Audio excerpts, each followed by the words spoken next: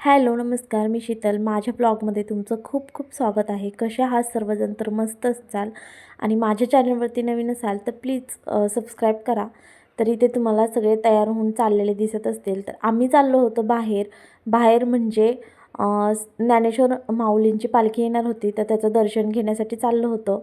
आणि आम्ही सगळ्यांनी अशी पारंपरिक पद्धतीने सगळे कपडे वगैरे घातले होते.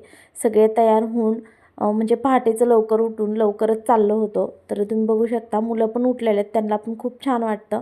नंतर आम्ही पार्किंगला आलो. गाडी वगैरे घेऊन आम्ही जाणार होतो आणि आम्ही वाटण्यासाठी केळी वगैरे पण घेतली होती. तर ती पण घेऊन त्यामुळे आम्ही गाडीत जाणार होतो. तर गाडी पण लावायला एवढी जागा वगैरे नसती, तरी पण आम्ही म्हणजे थोडीशी लांब लावून नंतर चालत वगैरे जाणार आहे. आणि थोड्याफार प्रमाणात आम्ही चालत पण जाणार आहे, ते पण तुम्हाला दिसेल.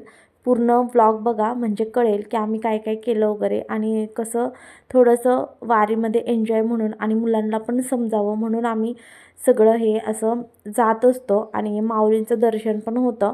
तर जवळच राहिलं आहे तर माऊलींचं दर्शन घ्यायलाच पाहिजे. तर आम्ही आळंदीपासून जवळच राहिलं आहे. तर आम्ही चाललो होतो. तर वारकरी दिसत असतील तुम्हाला. म्हणजे पाऊस पडला होता तरी पण सगळे थोडे थोडे करून चाललेले होते.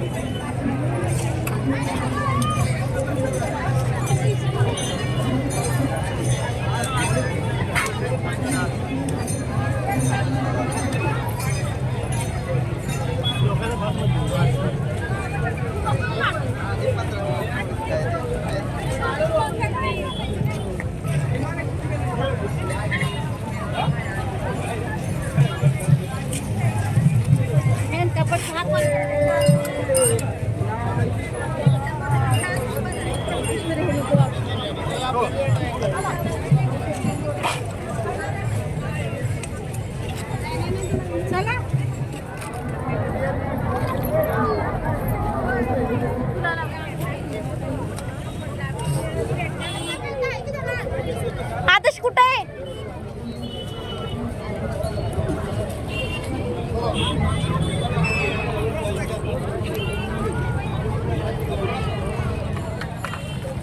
आदू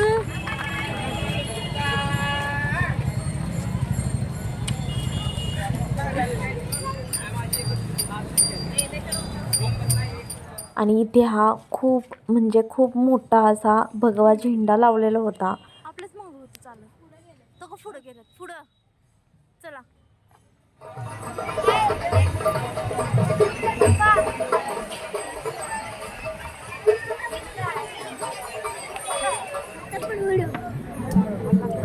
हो.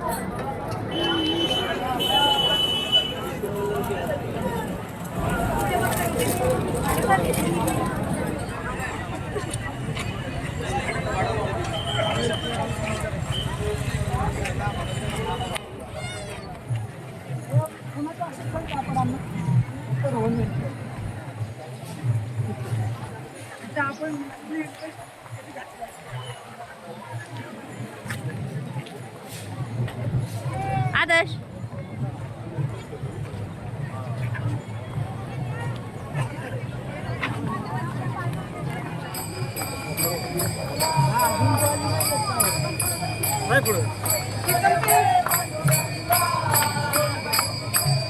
जायचं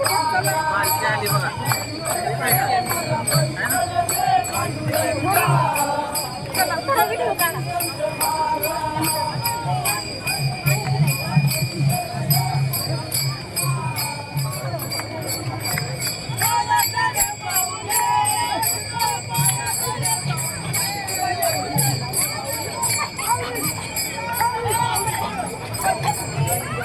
इथे माऊलींची पालखी आली होती, तर आम्ही दर्शन वगैरे घेतलं आणि नंतर पुढे निघालो. खूप गर्दी होती, त्यामुळे जवळ जाणं शक्य नव्हतं. लांबूनच दर्शन घेतलं आणि नंतर आम्ही निघालो. तर हे होतं ज्ञानेश्वर महाराज थोरल्या पादुका मंदिर होतं. तर तुम्ही बघू शकता खूप छान सजवलं होतं आणि तिथे पण खूप गर्दी होती. पण आमच्यासोबत लहान मुलं वगैरे असल्यामुळे आम्ही त्या गर्दीत गेलो नाही आतमध्ये. त्यामुळे मी तुम्हाला हे मंदिर जे आहे ते बाहेरूनच दाखवत आहे. खूप सुंदर आहे आणि कधी जर मी तिथे गेले तर तुम्हाला पूर्ण व्हिडिओ दाखवेन मी, कारण की खूप सुंदर असं छान मंदिर आहे. बघू शकता आणि नवीनच तयार केलेलं आहे ते मंदिर, त्यामुळे तर खूपच सुंदर दिसतंय. आणि जे सजावट केलेली आहे ते खूपच सुंदर दिसत होती आणि सगळे हे वारकरी होते. म्हणजे हे जे मंदिर आहे ते रस्त्याने जातानीच आहे, त्यामुळे म्हणजे तिथे खूप लोक म्हणजे जे आहे पाया पडून नंतर जात होते. तर रस्त्यात जाता जाता आम्हाला हा खेळ दिसला. तर तुम्ही बघू शकता अगोदर ह्या गोष्टी खूप व्हायच्या. म्हणजे हे लोक पण त्यांच्या पोटासाठी करतात, कारण की त्यांना म्हणजे पैसा हा गरजेचा आहेच मानव जीवनासाठी.